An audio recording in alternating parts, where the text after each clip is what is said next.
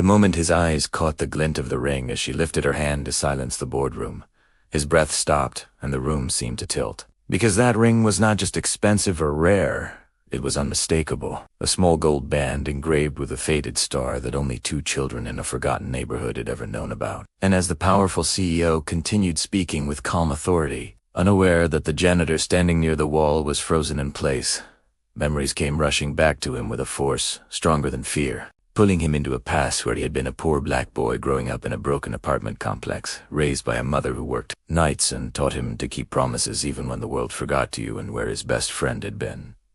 A girl named Eleanor who lived across the hall, a girl who dreamed loudly, laughed easily, and once slipped him that ring from a vending machine, capsa, when they were 9 years old, and said with childish seriousness that one day when they grew up and became important, he would marry her, and he had laughed and promised, not knowing that life would tear them apart before adolescence, not knowing she would be adopted by distant relatives after a tragic fire, not knowing he would grow up into a single father cleaning offices after midnight shifts, while she would rise into one of the most powerful executives in the city. And now, here she was, Eleanor Reeves, billionaire CEO, standing only feet away, wearing the same ring. While he stood in silence, holding a mop, a widowed father who had buried his dreams alongside his wife and learned to live only for his young daughter. And as Eleanor concluded the meeting and the room emptied, he remained rooted, torn between dignity and disbelief, until she noticed him. Truly noticed him, not as staff, but as a man staring at a hand with a pain she could not ignore. And when she asked quietly if he was all right,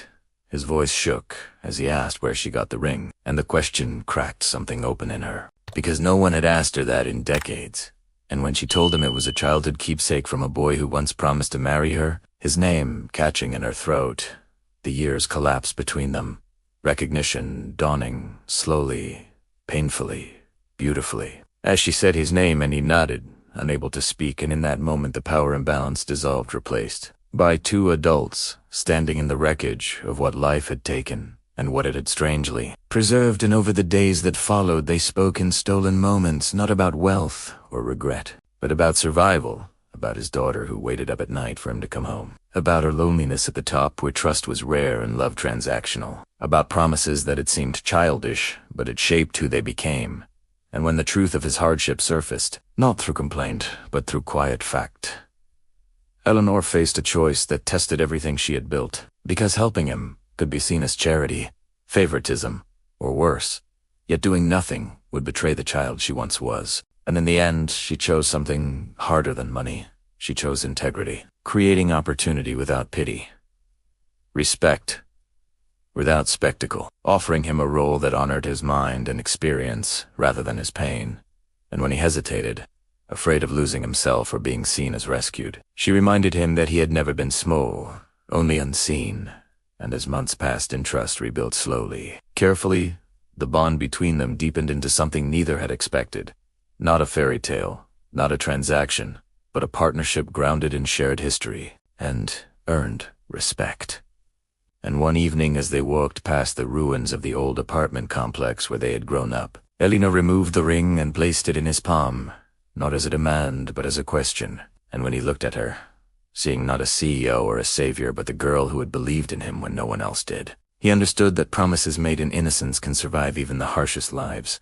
And years later, as he watched his daughter laugh beside a woman who loved her fiercely, he realized that dignity is not about status, resilience is not about suffering alone, and humanity is proven when people from different worlds choose to meet in truth, because sometimes the promise you make as a child does not change your future in the way you expect, but it waits patiently until you are strong enough to keep it. What neither of them realized at first was how much resistance their reunion would quietly awaken, because when 2 people rewrite a story that life worked hard to separate the world, it's not always clap, it tests. And as Eleanor began to involve him more openly in strategic discussions, not as a symbol but as a thinker who understood people at ground-level, whispers followed through glass hallways and executive emails questioning why a former janitor suddenly had a voice, why the CEO's judgment seemed softened by sentiment. And Mark felt the old weight return, the familiar pressure of being judged before being known. Yet this time he did not retreat, because every night when he came home to his daughter asleep with her homework on the table, he remembered why he endured. And Eleanor, facing board members who measured loyalty in stock prices, stood firm in a way she never had before, choosing transparency over image, even when it costs her contracts and allies. And the strain pushed them both to confront their fears. His fear of being a burden, her fear of being alone again. Until one night, after a brutal day that left her questioning everything she had built, Eleanor broke down in the quiet of her office, admitting that despite all her success, she had never felt chosen for who she truly was. And Mark, sitting across from her, did not try to fix or impress. He simply stayed, offering the same steady presence he gave his daughter every time the world disappointed her. And in that stillness, something profound settled between them.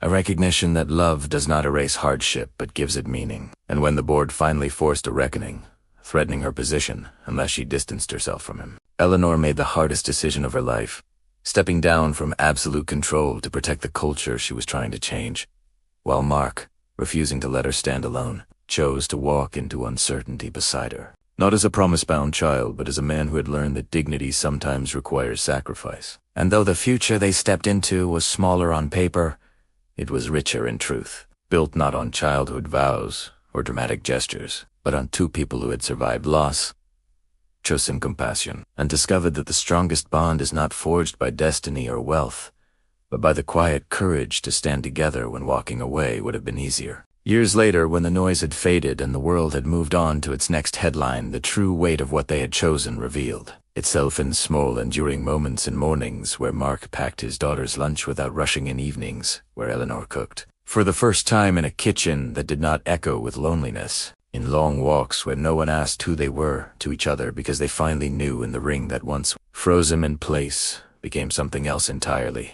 Not a symbol of a childhood promise, but a reminder of how far they had traveled to become honest adults. Because Mark did not marry a title or a memory, and Eleanor did not rescue a man. They built something slower and stronger, rooted in respect earned through struggle. And when Mark, his daughter, stood between them, one quiet night, and asked if promises made as children could still come true, Eleanor knelt down and said that some promises do not survive because they were meant to. They survive because people grow into them. And Mark understood then that the moment he had frozen was not fear or disbelief. It was recognition. Recognition that life had tested him through loss, exhaustion, and doubt. Not to break him, but to prepare him to choose with clarity when the moment finally came. And as they stood together years later at a community event far removed from boardrooms and spotlights, watching people who had been overlooked find opportunity, Mark realized that the greatest transformation had not been Eleanor losing everything or regaining purpose. It had been him learning that worth does not arrive through rescue or destiny. It arrives when someone sees you fully and you stand without shrinking, and long after the story would be told and retold in fragments, the truth remains simple and enduring, that love built on dignity does not need spectacle, and that sometimes the promise that changes everything is not the one spoken as a child, but the one silently kept when it finally matters.